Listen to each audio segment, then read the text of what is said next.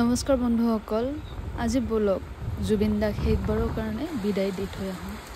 চাওকচোন, আজি প্ৰকৃতিও কান্দিছে, যিটো জুবিন দা অসমৰ মাটিত আহি ভৰি দিছেহি। মই মোৰ ফ্ৰেণ্ডজনক ফোন কৰিলোঁ যে ব'লা এপাক গৈ আহোঁগৈ, মোৰ মনটো মানা নাই, টিভিৰ নিউজত চাই আছোঁ যিহেতু। চাওকচোন গাইজ, গোটেই অসমবাসী আজি জুবিন দাক শেষবাৰৰ কাৰণে বিদায় দিব আহিছে।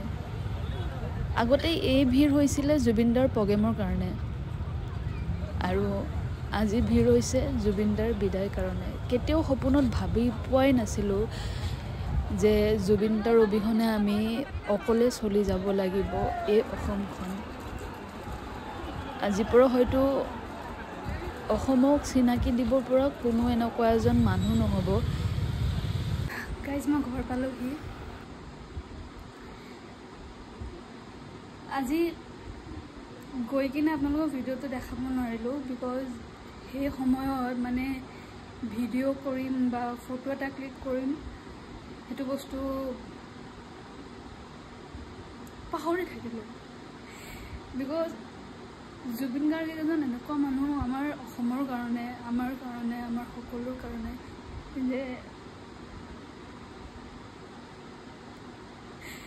তেখেতক হেৰাম বুলি আমি কোনো ভাবাই নাছিলোঁ। তো আজি যিহেতু তেখেতৰ শেষ দিন, আমি অসমবাসী তেখেতক চাবৰ কাৰণে যিমান পাৰোঁ সিমান আমি বহুত দূৰৰ পৰাও মানুহ আহিছে চেষ্টা কৰি তেখেতক এবাৰ এটা ঝলক আমি চাব গৈছিলোঁ।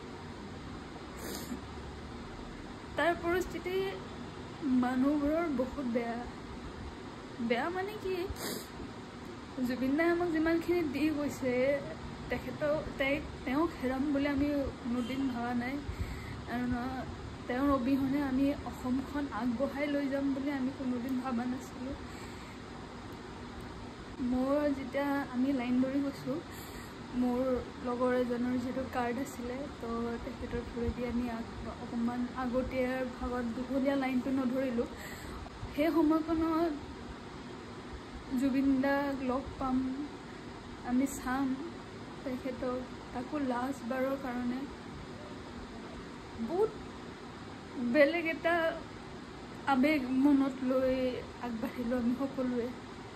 বহুত ল'ৰা ছোৱালী তাত বেহুচ হৈ পৰিও গৈছে। জুবিন দাৰ প্ৰতি যিটো আমাৰ আৱেগ, যিটো মৰম, যিটো হেঁপাহ, সেই বস্তুটো আজিৰ পৰা মনৰ ভিতৰতে থাকিব।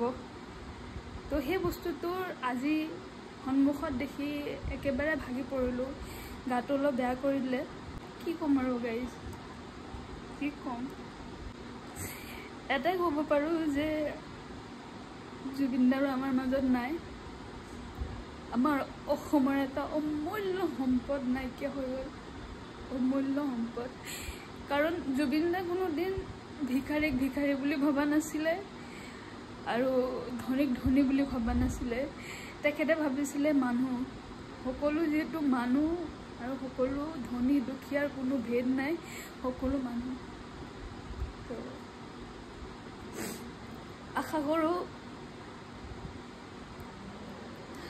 জুবিন দা বেহেষ্টত দাখিল হওক, আৰু হ'ব, নিশ্চয় হ'ব। কাৰণ তেখেতক ভাল পোৱাৰ মানুহ অগণ্য, মানে ইমান বেছি মানুহ। মই গৈ নিজেই চক খাই গৈছোঁ। মই লগৰজনক কৈছোঁ যে আগবাঢ়ি যাব পাৰিম জানো, কিন্তু তেখেতেও ক'লে যে পাৰিবি নিশ্চয় গৈ, আৰু মই বহুত বেছি হেঁপাহত মই আগবাঢ়ি গ'লোঁ। মিনিমাম 12-13 লাখৰ ওপৰত মানুহ আহিছে, প্ৰতিটো জেগাৰ মানুহ আহিছে, প্ৰতিটো চুকৰ মানুহ আহিছে। আচলতে এয়াই জুবিন দাৰ মৰম চেনেহ, যিখিনি আমাক দিছিলে। আৰু তেখেত নাই, মানে আমাৰ অসমৰে পিতৃ নাই বুলি আমি সকলোৱে অনুভৱ কৰিছোঁ। ঠিক তেনেদৰে অসমৰ এজন মুধচ নাইকিয়া হৈ গ'ল, যি জুবিন গাৰ্গ।